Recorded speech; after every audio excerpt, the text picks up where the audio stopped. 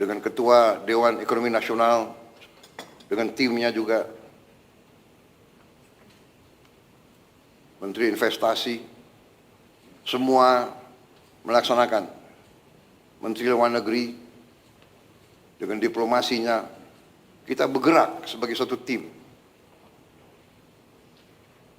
Kita negosiasi, kita berunding, kita tidak emosional, kita tidak terpancing.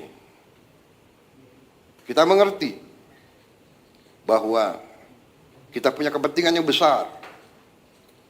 Tugas pemerintah Indonesia adalah melindungi rakyat Indonesia, melindungi pekerja-pekerja kita dan keluarga mereka. Untuk itu, kita telah mencapai suatu titik yang terbaik yang bisa kita capai pada saat ini.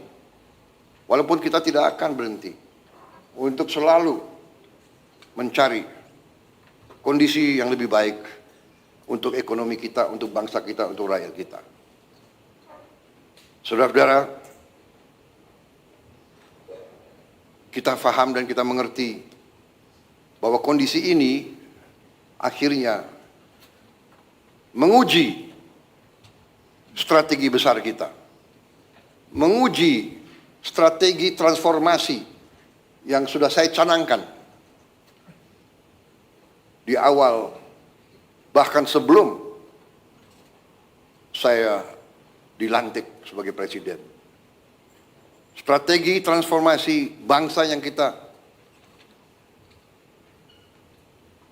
pegang adalah strategi yang berdasarkan realisme, yang berdasarkan kondisi nyata bangsa dan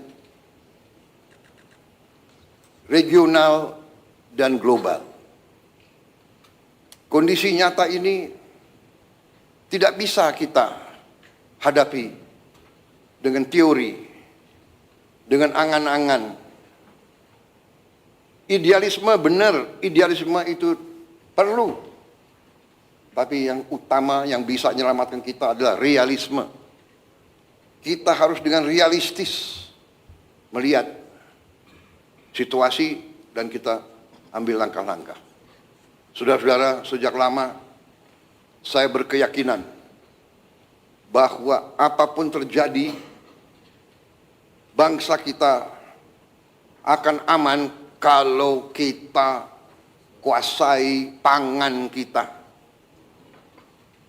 Kalau kita bisa amankan pangan kita, kita bisa jamin bahwa kita bisa beri makan kepada rakyat kita.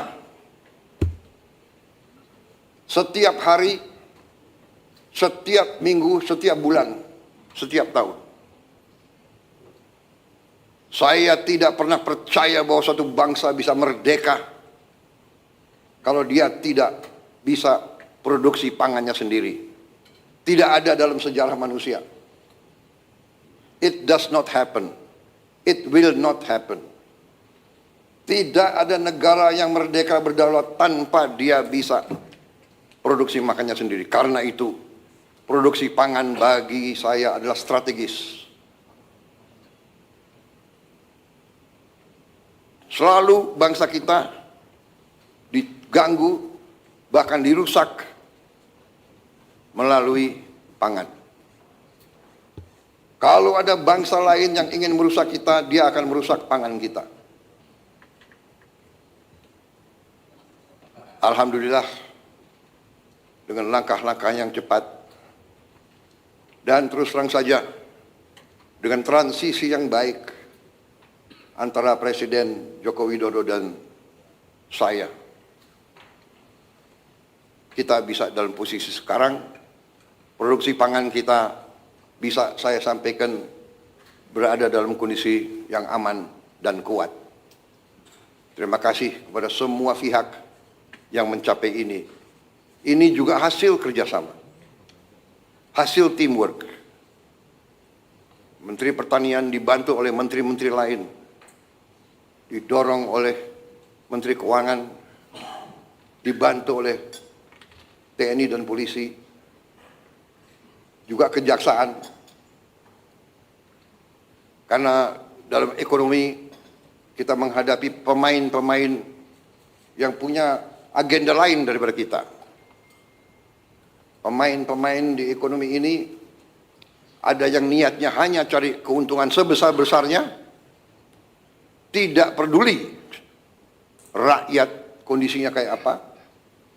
Bila perlu, rakyat dimiskinkan terus agar mereka bisa mengisap kekayaan kita, bagaikan mengisap darah. Ada. Ini namanya realisme. Kita bukan anak kecil. Kita duduk di sini, di kabinet ini, saya sebagai presiden, wakil presiden semua, kita di sini bukan anak-anak kecil. Kita tidak bisa dibohongi, kita tidak bisa ditipu lagi. Kita ingin baik. Kita ingin beri kesempatan kepada semua. Tapi kita tidak rela rakyat Indonesia dimiskinkan terus.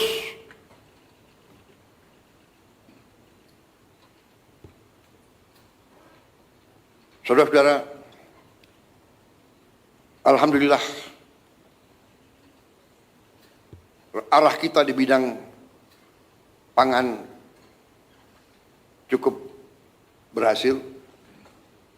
Cadangan yang ada di pemerintah sekarang terbesar sepanjang sejarah. Nilai tukar petani meningkat dan nanti menteri-menteri akan laporan masing-masing. Ini sebagai pembukaan. Tetapi di sini saya tekankan bahwa strategi kita ternyata berada di arah yang sudah benar. Saudara-saudara sekalian, dengan demikian tentunya kita sekarang saya persilakan beberapa menteri untuk melaporkan kondisi di sektor masing-masing.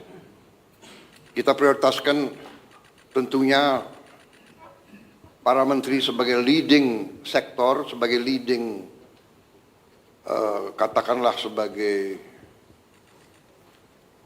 ketua satgas di bidang masing-masing yang prioritas.